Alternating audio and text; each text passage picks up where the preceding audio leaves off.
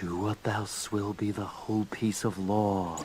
Welcome back, or if this is your first time, welcome. Today is a continuation of a two-part series on Long Island lunacy, which is kind of a crazy rant written by Francis E. Deck. If you want to see the start of it, go here, I'll wait for you. If this is your second exposure to Long Island lunacy, namely that you've already watched part 1, or you just don't care, I would advise you stick around, because this volume contains a lot of insight to Francis personally. Now you may ask, who's this guy you're addressing with such familiarity? I'm talking about Francis E. Deck. He's a man who lived in the 1980s, well, quote-unquote lived in the 1980s, but was born in the 1920s, got to see both world wars, did some military service. He's a character in and of himself. I have done by far the most quality, up-to-date, highly informative coverage of Francis E. Deck's life. Links up there. Second of all, I want to say that I'm happy that you're here. I'm a small creator and it means a lot that you'd stop by. So I'd ask of you a couple things, not what you'd expect. I'd actually ask that I won't be mad if you decide to click off and leave this video at any time. However, I do wish that you would leave some constructive criticism. Regardless of how it's worded, I'll take it regardless. Being so small, I want to improve. I know that stagnation is not something that I look for, and even if it's a minor thing as, I wish he didn't do this, or I wish he didn't do that, or mentioning this really rubbed me the wrong way, anything that I could do to make my content more accessible, enjoyable, any of those nice words, please let me know, leave a comment, and you have a pretty good chance of influencing how these videos are made. I handcraft each and every one of them without any assistance from tools or algorithms using generative AI. These are all made from the crucible of a, possibly, schizophrenic mind. One that has a good chance of interpreting Francis E. Deck the way he wanted to be interpreted. So, without further ado, let us ease into Long Island Lunacy Part 2. Brokerage office. Months went by. One day going shopping, I passed my brokerage office. Only an unlicensed employee was present. It was 2 minutes before the market closed for the day. I ran in and ordered him to call his main New York office on direct wire to sell my airline stock at market. As I handed him the stock, I always carried for the impossible quote-unquote opening. In a few seconds, my airline stock was sold for the biggest profit of almost $500 that I had made. Parentheses, the next morning, that airline stock went up by about a point and began dropping fast. Since that day is worth at quote-unquote tops about 1/3 of my purchasing price.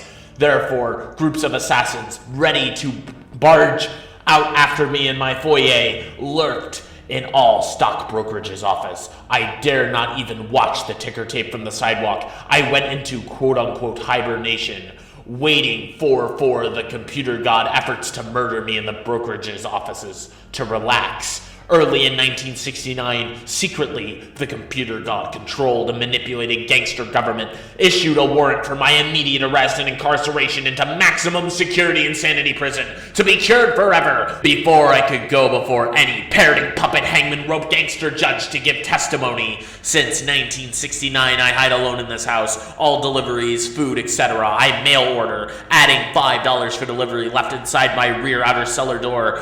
I snare drug addict, black people, and give them $5 plus cab fare to go shopping, etc. for me. I give them $10 to $15 to cut my grass and $3 to $4 an hour to rake leaves. Parentheses, so many leaves are maliciously scattered on my shoestring lawn that it takes a week to rake them into the street, and a village giant caterpillars scoop in 2 giant trucks to pick them up each year. And parentheses, very expensive for me, and quote-unquote big money for the black people, but it has helped to keep me alive. So, if you've ignored my warning to cease and desist if this is your first exposure to Francis E. Deck, what did you think of that?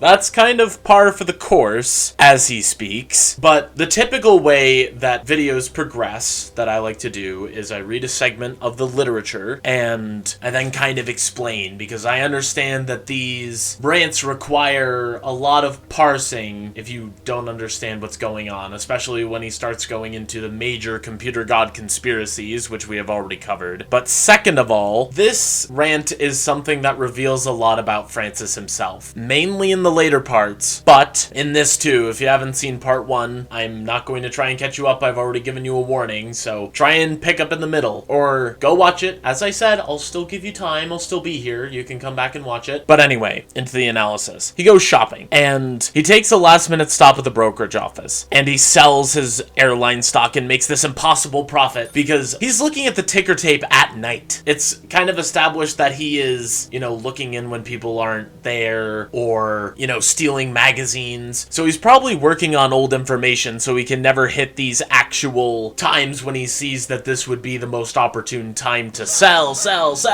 And, he finally makes his $500, which is a ridiculous profit in 1980, whatever, when he's writing this, because he says he can finally walk the streets again sometime later in here, which means that he's out and about again. So it's about the 1980s before his, catastrophe. And obviously, Francis E. Deck, not being able to have anything good in life, says, well, because I made this giant profit and sold whatever I was going to, all of these assassins are lurking around trying to assassinate me after I've made all this money. So after I sold the last of my stock, I can't even look at the ticker tape anymore. When I feel like this is kind of just the security guards, because he mentioned in Long Island Lunacy Part 1, where he's like, oh yeah, they're now all boarded up like abandoned warehouses and stores. And I feel like this is kind of just him saying, well, there's a bunch of security guards that were hassling me after I made this sale, and I was so overjoyed. Because I watched a true crime video on a narcissist who wanted to defend himself in court, and a lot of good things were said that are very applicable to Francis E. Deck. I believe the video was by Dreading. I'll put it in the description. But narcissists usually have trouble taking accountability for their own actions and have an inflated sense of self. Duh. But how does that take His arguments form? revolve around there being a statewide conspiracy against him for some unknown reason. This sort of defense is extremely common for narcissists, especially those who defend themselves in court, because they can't properly conceptualize their own, frankly, stupid actions. In their minds, the idea that they were caught for their crimes feels less possible than the idea that the victim, police, judge, and other high-ranking authority figures are all out to get them.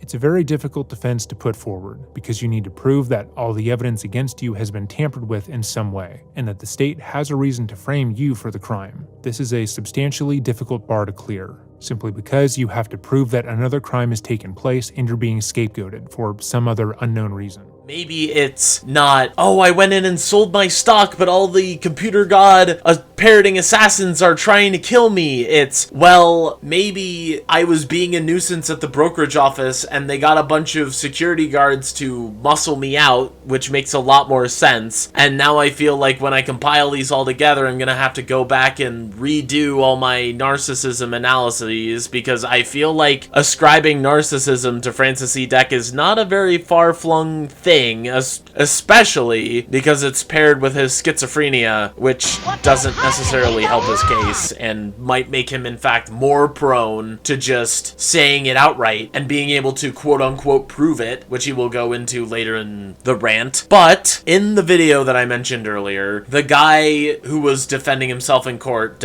which kind of mirrors Francis E. Deck's, oh, I'm gonna represent myself because I'm already a lawyer and I know how to do everything the best because I'm amazing, and they basically went the same way from what I can tell. Both of them introduced like absolutely zero evidence. Both of them were self-represented, and both of them blamed a conspiracy against them for all of their possible losses, which I kind of want to add narcissism to that pile, so I'm just gonna put it in there. I'll throw it all together in the little bits and pieces video, my diagnosis of Francis E. Deck of someone who's only read the DSM-5 like one time and whose parents are therapists, I guess. That's the title.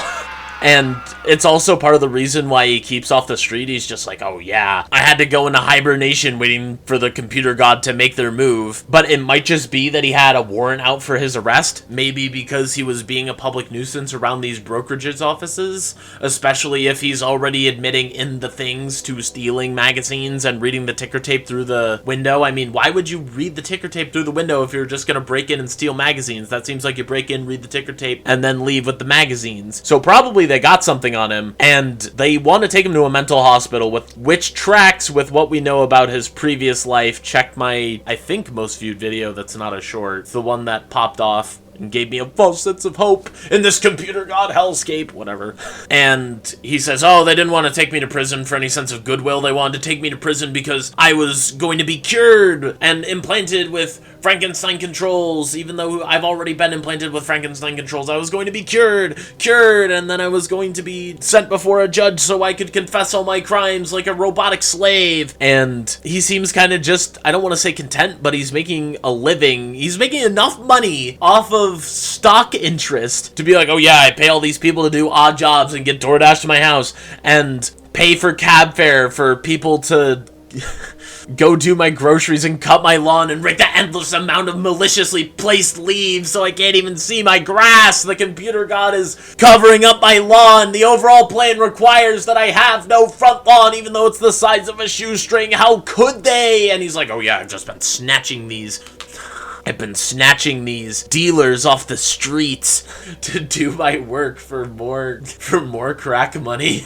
But you can't take Francis at his word. That's the main thing. You have to kind of interpret and think about what he's saying, because he'll never just go out and say it. It's always layered beneath 5 layers of obfuscation. And he then goes into the part that I love so much, and people know about him, even though this rant is a little bit lesser known. So I'm going to happily read to you my favorite part of this entire rant, and possibly another one of my favorite Francis E. Deck clips that goes as such, quote, When I bought this house, while my brother sodomized women, I passed on to him in my bed in the back room of my law office. At night, I slowly remodeled this house, laying floors, walls for closets, etc., and ripped out the hot air system and put in hot water radiator system oil burner, even while black tenants lived here. Years later, after my brother left in 1966, I immediately garbaged tons of furniture and many other inflammables he brought here, claiming that he scavenged it or that friends gave it to him. For weeks, I washed off all of the red wallpaper in most of the rooms to find fresh red paint under it. The entire house was a CIA death trap for me, set up while I was buying it in 1967 and 68 with hundreds of single-edge razor blades. I chipped off all the red paint in most rooms and repainted the downstairs rooms. The maliciously ramshackled part of the floor of the upstairs front bedroom I ripped out to find inflammable papers stuffed under it. I garbaged in many cartoons. I also found new additions to the never-used gas lighting pipes. I ripped this out completely. After 1969, I found the same under the attic floor and many wooden beams cut out with scavenged wood I store in my garage and bed spring steel angle bars. I repaired the cut beams and relaid the attic floor upside down. It looks almost new.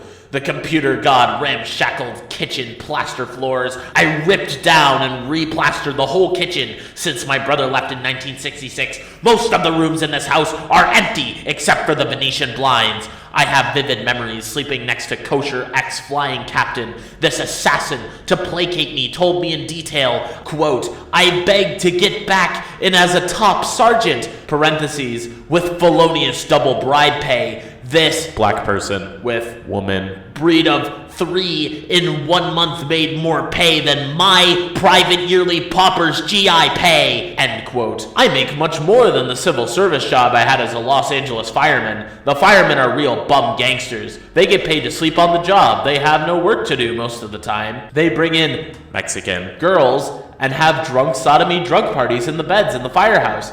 While on the job, they go out to rob stores and homes to get extra money, parentheses, felonious government bribes, end parentheses. They murder people and set their houses on fire to cover up the murder, end quote. Francis E. Deck, Esquire, 29 Maple Avenue, Hempstead, New York, 11550. Isn't it so great? I love it so much. I know it was so long, but wasn't it so worth it? It's just one of those that you could clip out of context, hint hint, and just play for someone. And it's really hard to go and explain Francis E. Deck to outsiders, people who haven't heard of him before. But it's really easy if you just play a clip or read a little bit of one of his rants and people get a sense of what he's about. but it really does unmask him as a person, because a lot of these are just non sequitur things. You know, he wants to remodel his house. That is the theme of this paragraph, but he goes on a bunch of side tangents. Like, oh yeah, my brother was sleeping with my ex-girlfriend. He then goes on about this kosher ex-flying captain and how he gets paid so much more, and then he's just like, oh yeah, the firemen don't really do anything at all, which has been covered already, his hatred of firemen, I believe. I don't know if I've done To Be Burned Alive. I think I have. Anyway, if I have, there's a link up there. But let's get down to business, because he always signs the same way too. You have to read the signature every single time or it doesn't work. It's just so signature. He doxes himself every time. There's literally nothing else there. I'm Donald Trump.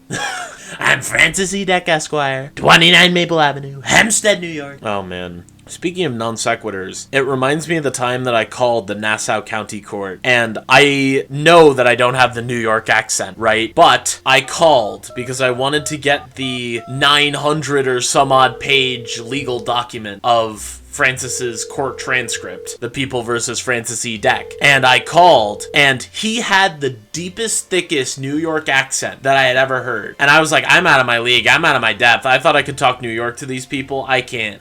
He's like, what do you want? And I'm like, oh, darn.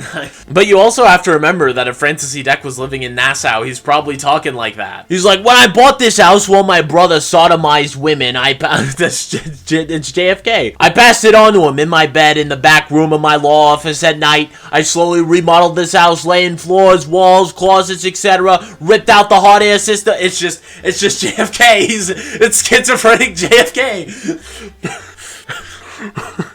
Anyway, I actually have to get to it at some point. He remodels his house. That's the theme. And he's like, I had to replace everything. I ripped out this hot air system and I put in a radiator for some reason. He's like, who needs central air in the year 1980? I'm going to get a radiator like a good old guy with a oil burner that I'm going to have to pay hundreds of dollars on per month for oil. And he's like, I did all of this while these people that I hated lived here, and it wasn't even a problem. I bet I was being a gigantic nuisance and massive pain in everyone's side the entire time, but no. And then after my brother left, I was like, oh yeah, I gotta throw out all this furniture because it's computer god puppet CIA listening tools, Terry A. Davis knockoff, even though he came first. Maybe Terry A. Davis read this and he was like, that's a good idea. I totally should hit CIA agents with my car. Please don't actually do this. That's me saying it. Terry A. Davis would have never said that. He made a very prolific Twitter post about how every CIA agent should meet the same fate, and he posted that one like major copy pasta that everyone knows him for. I gotta do a Terry A. Davis video. I know Frederick Knudsen did it already. I'm gonna do it better.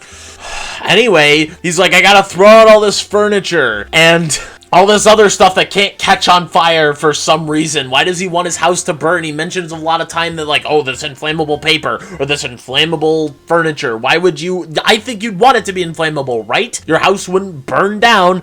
And he's like, oh yeah, he brought all this furniture, claiming that he scavenged it from somewhere, that his friends gave it to him. Like, he's probably telling you the truth, Francis, and you're just throwing out a bunch of stuff that your brother got you for free, basically. Because remember, they're living in like crippling poverty. At least, I don't know if Joseph Deck was, but I know Francis is, because that's what the first part of this rant was. He's just like, oh yeah, I was living in crippling poverty and I still am. Only now with my lawyer salary making minimum wage is it actually tolerable poverty. And then he says, oh yeah, for weeks I painstakingly stripped off all the wallpaper that was red, only to reveal red paint underneath of it, which I had to take off with a bunch of single-edged razor blades like a normal, well-balanced human being, not just paint over it. Obviously, it's the CIA planting listening devices inside of my home so that they can spy on me. Duh. I have no idea what the significance of the red wallpaper is, but you know, red is the color of blood, or it's like the... It's the children's hospital thing. It's like red represents life and wonder, and Francis is like, it's death. It's a blood stain going out from my entire home. And he's like, oh, I had to repaint all the rooms after I stripped all the paint off with razor blades. Is he doing, like, stimulants, too? It wouldn't surprise me if he was, because he's like, I had to scrounge all these I had to scrounge all these dealers off the streets. Why didn't he get any, stuff from them while he was there?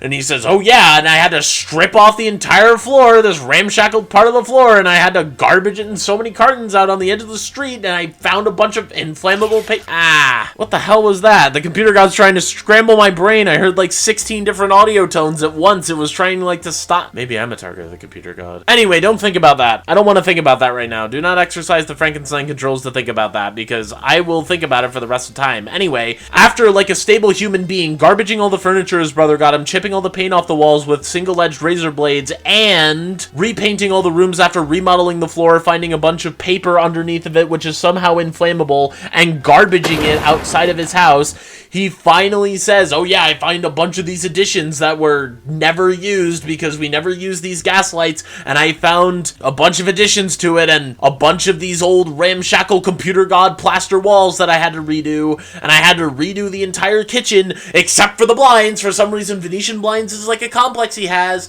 It's all left except for the Venetian blinds. Wow, my house is so bare after I threw out everything. How could I?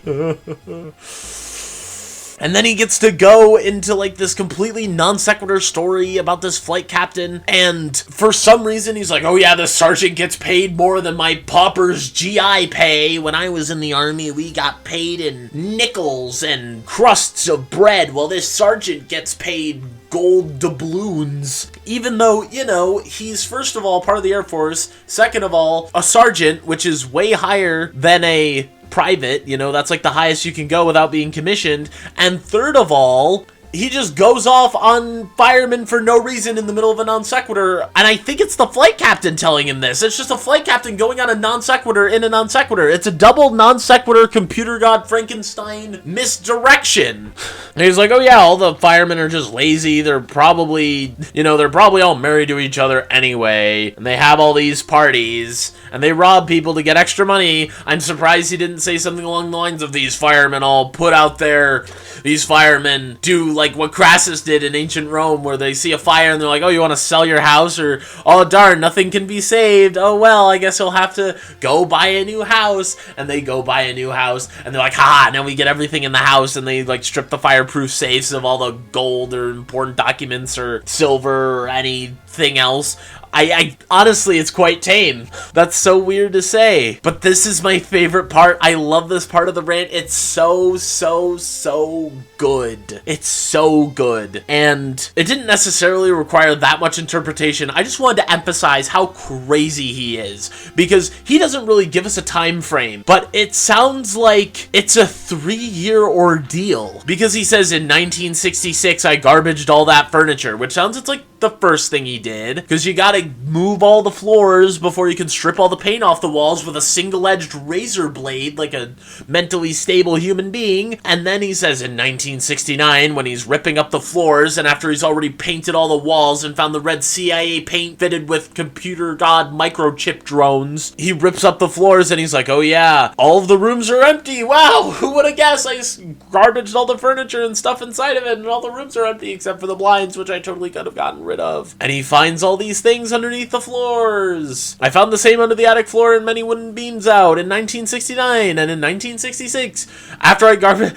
Why does he put the little 1969 segment in there? Because as it goes, my interpretation of it is he garbages all the furniture. That's the first thing you do. Second, taking from the second part after the 1969 part, most of the rooms in this house are empty. Obviously, that's like, I feel short-term memory loss, or maybe he's just describing the wrong thing. Remember, narcissists describe, it couldn't be them, it couldn't be their own actions, they can't be held accountable, it has to be some giant global conspiracy against them. And then in 1966 to 1969, he does all the floor ripping up, paint replacement, rewiring of all this stuff, which actually shows an insane amount of technical skill if this was actually functioning. I just want to point that out. Maybe people were just built different back then, who knows. But speaking of 1969, we need to talk about Outside the House 1969, because as that goes, you'll see that there's a lot more to Francis E. Deck's two-dimensional life than screaming about the computer god in an empty house that he already knows is empty. It begins, the second part of this, because he's already signed it, so I mean, I guess this is a PS on the end of the rant. It goes, quote, "Since 1969, the deadly gangster cops have pounded my front and rear doors,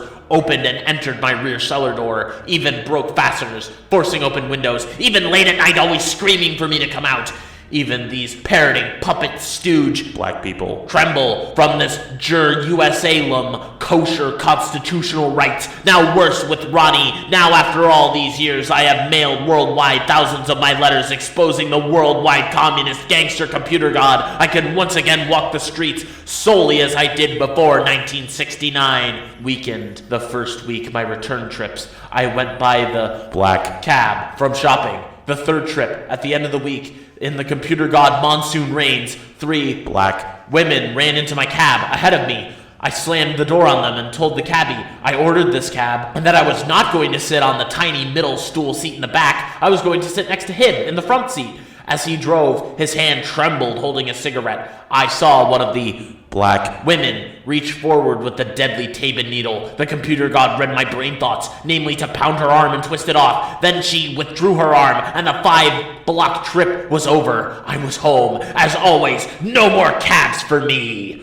Okay, I'm gonna cut him off right there, and I think we're gonna do the last thing in one bit, because this is another one of those things where it's super dense if you read through all the obfuscation, where he's like, oh yeah, all these cops are pounding on my door for no reason, and they even go late at night. He already mentioned he had a warrant for his arrest. They're probably just trying to serve the warrant that he has. For what? We don't know, but I am going to put on my tinfoil hat, and I am going to attune to the computer god to try and see through the past, and I am going to say that it's probably just being a public nuisance, assaulting random people, or a combination of that plus just being insane. Because being schizophrenic is not like a really quiet thing. You don't, well, unless you have like the one type of schizophrenia where it just feels like your body's a prison and you can't escape. But you know, I feel like he's paranoid schizophrenic if he's going around, you know, sending thousands of letters throughout the world to expose the computer god grand conspiracy, which I can't unpack. If you've made it this far, please just watch the context or wait for the big video. One of the two. There will be a big one, and it is going to be great. It will be my magnum opus, my second magnum opus. I'll give it all the time it needs. I don't care. It will be good. It will be great. It will be amazing, just like the computer god's grand conspiracy. Anyway, non sequiturs out of the way. He's like, the cops are trying to break into my home. I don't even know how he hid from him. He's like, oh yeah, these stooges can't even come get me because of my constitutional rights. They're always screaming for me to come out, and they can't even bypass even in this corrupted nation, which we'll get into soon. That's one of the upcoming ones. Jur USA-lum. I don't know how I'm gonna get that past the computer god censors, but I'll try. He's like, they can't get in with my constitutional rights. And I love how even Francis E. Deck takes shots at Ronald Reagan. Ronald Reagan cannot even be liked by random schizophrenic guys who are completely detached from reality. I wonder what he'd think about Margaret Thatcher, because he's like, oh yeah, it's worse with Ronnie. He doesn't even mention anything, except when we get down into the end parts, there's some arrows scrawled on the sides. It doesn't matter right now, but I just love the agreement between everyone from all sides of the political spectrum, just shaking hands and agreeing Ronald Reagan sucked. And it really strikes me as, what's that show? It's the guy from, okay, I'm not gonna look up the name of the show. If you know, put it in the comments, but I think it'll be funnier if I describe it. It's the guy from The Marvelous Mrs. Maisel, the dad. I think his name is Abe, and that guy is a detective, and he basically plays the best autistic representation on screen in a TV show. And that is how I imagine that he goes outside, because he's like, oh, I was weakened the first week of my return trips. You know, I was so weak, I noticed all these tiny little things. But, you know, the second it goes off of that analogy is when he's like, yeah, I hired this cab, and, you know, this African-American woman was running at me, and obviously, this is Francis's words, not liking these people, I jumped in and slammed the door, and I told the cabbie that he can't take any more fares because I ordered this cab, and I am going to use this cab, and you're not going to let them in because I know you're going to give me the horrible seat right in the back. so I'm just gonna sit up front here and we'll be fine. And obviously he portrays this like this is the most rational thing that you could do in this situation. But the way I like to imagine it played out is, you know, he's commissioning this cab kind of nervous and frantically. He sees this woman on the street also trying to snag the cab, and he goes into like absolute schizophrenic flip out overload mode where he gets into the cab being a belligerent nuisance, probably threatening the guy too, yelling at him, screaming at him, being loud. The woman probably interjects where she wants to go at the last second,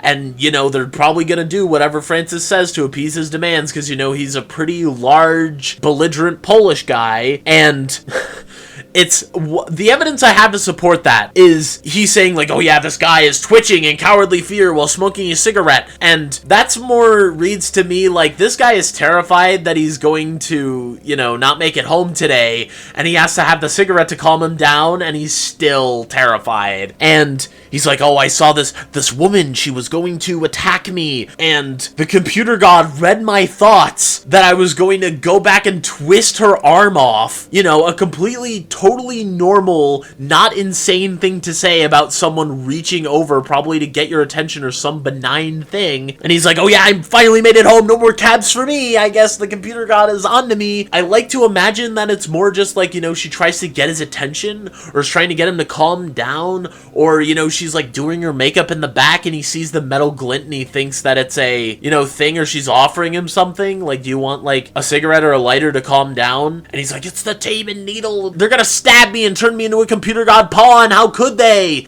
And I feel like he's just being belligerent, you know, especially the police serving a warrant because he's known as someone just known to randomly assault African American people in the street. Kind of would more explain why he has a warrant out for his arrest and would be a little more understandable. But we have a little left to clean up. Stick around as I read to you the last part of Long Island Lunacy Part 2 and finally put together what has been lost, only having access to the second part, and we'll put everything together and it'll be a nice little bow for this two-part thing. It continues, quote, finally, after all these years through my present detailed investment efforts, now I will probably reach yearly minimum wage income, which is the greatest increase over past income. The nearest street-level brokerage offices, parentheses Garden City, have vertical Venetian blinds. Since I have been allowed to walk the streets, all buses are new, all black glass quote-unquote one-way windows. I walk to Garden City and shun buses. My investments are pay by phone and mail. First in the entire world, all corner sidewalk curbs are being replaced with smooth corner driveways for non-existent baby carriages and wheelchair pedestrians in this ghost town. Parentheses, ideal for vehicles to drive up on the sidewalk from any directions for computerized computer god undetectable extermination, end parenthesis, completely alone. Everything is much deadlier for me than in 1969. Jimmy Carter visited Mr. Deck's gigantic ghost town. Suddenly, hundreds of additional empty stores, buildings, and homes are being bulldozed into camouflaged empty parking fields. P.S. As you drive by on Maple Avenue, since I have hid here on this 3-block-long street, approximately 12 substandard back houses, etc. have been ripped down. Now Island Federal Bank glass facade has to wall-to-wall drapes. Assassins lurk, even sat in foyer automatic teller. 5 ran in from behind drapes. I barged out without cash change in machine.